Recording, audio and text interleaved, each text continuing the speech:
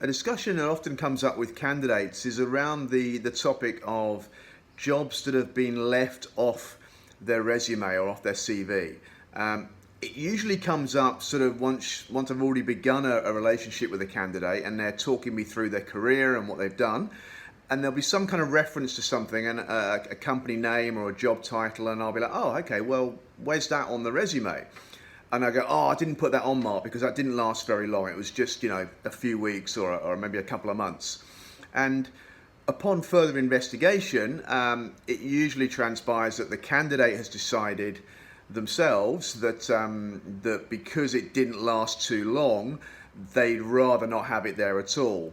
And whilst I understand sort of where that's coming from in terms of perhaps not wanting to get bogged down in a discussion with a future or prospective employer about something that maybe didn't go very well, the risk, of course, is that if it does get discovered at any stage in that recruitment process, there's a very real risk that the prospective employer will react in terms of, you've hidden something from us, that must be bad.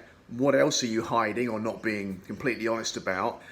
Maybe we'll just dismiss you as a prospective candidate. And I have genuinely seen that happen. It's not that unusual, unfortunately.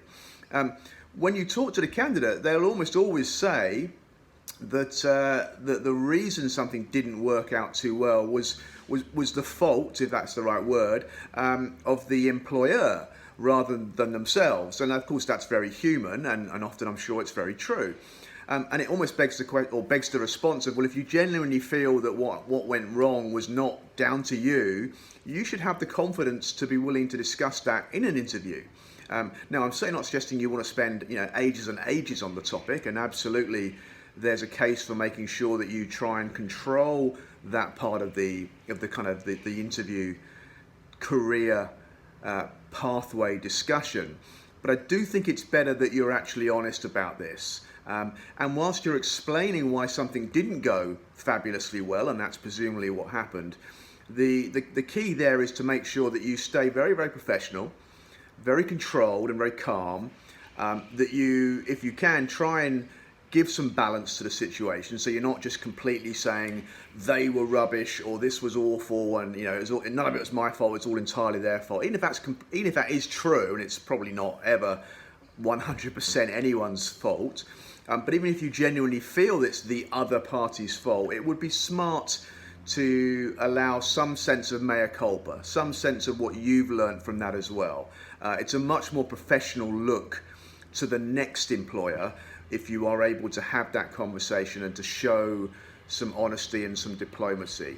So, as I say, really, really give that some serious thought. I'm a big believer, and it's much better that you declare things. You explain them if you need to do, and you will do. But it's much better, I think, to make a clean breast of things than to try and hide or smudge or blur issues, which risk coming back to bite you on the backside later. So, yeah, have a good think about that. If need be, talk to someone like an external recruiter, someone like me, and kind of get a third party's perspective on that, because it can be very delicate, I agree. But yeah, give due thought to how you want to tackle what could be a blip or two that's on the resume. Good luck with that one.